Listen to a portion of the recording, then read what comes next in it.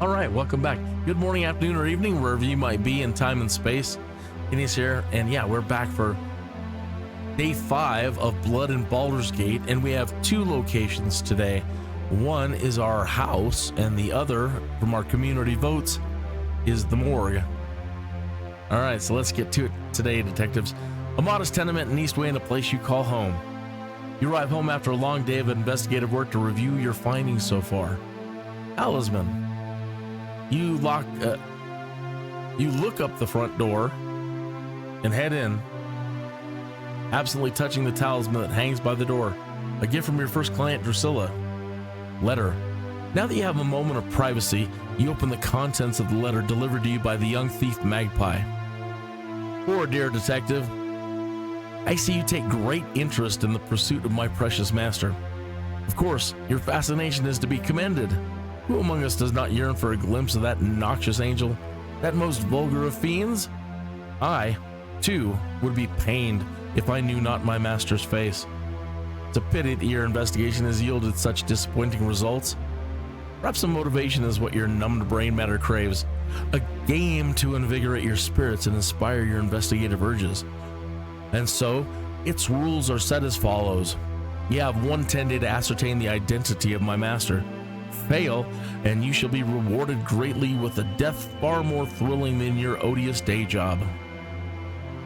Naturally, this game is compulsory, and you are already playing, like it or not. Tick-tock, detective. With heartfelt wishes of pestilence upon your family, Scleritus fell. Scleritus fell.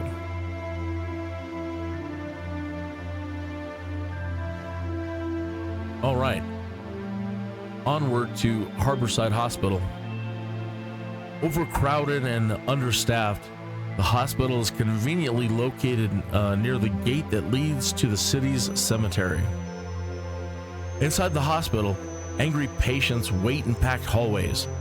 The crowded conditions and lax security allow you to navigate the corridors without trouble, and you easily make your way down to the basement where the door to the morgue is ajar. Door.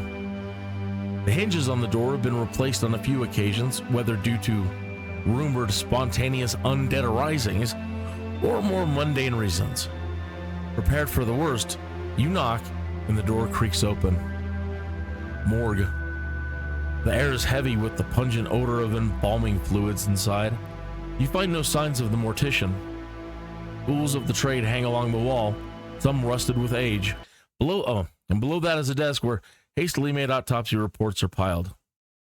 On one of several slab-top tables rests a corpse covered in burlap.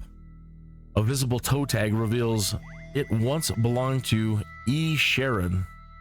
Ed Sharon? Autopsy reports.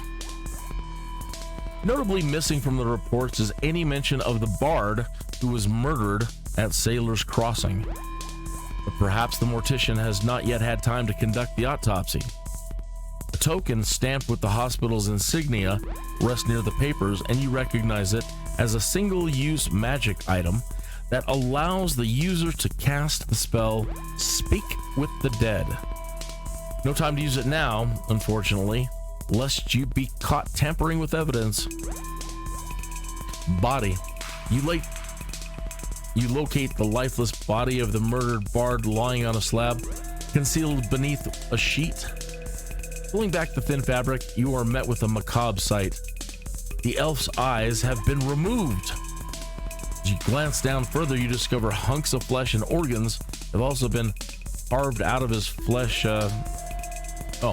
Have also been carved out of his fresh corpse.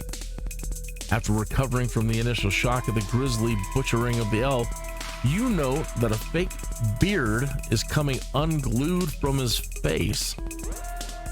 What could the mortician be doing with these body parts? And what about that fake beard?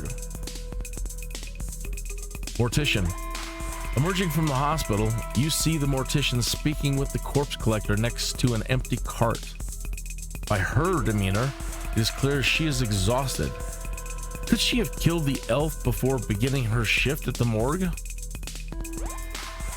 Standing within earshot, you listen in on the conversation and overhear the collector talking about a dragonborn body washing up on Silver Crescent Beach in the last 10 days or so. Without emotion, the mortician mentions the victim was sent to be buried at a family plot in Cliffside Cemetery. And that is it. So our voting, and we're done until Monday. So this is Insight Park. Another murder took place here within the last 10 days. Perhaps you can find something that ties them together. Market Street. You've heard rumors of the butcher selling monster meat. Could something more nefarious be at play?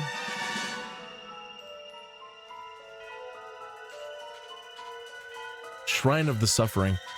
The city's unhoused are welcome and fed at a soup kitchen set up near a shrine to Ilmater. And then we have Silver Crescent Beach. Body washed up here about 10 days ago.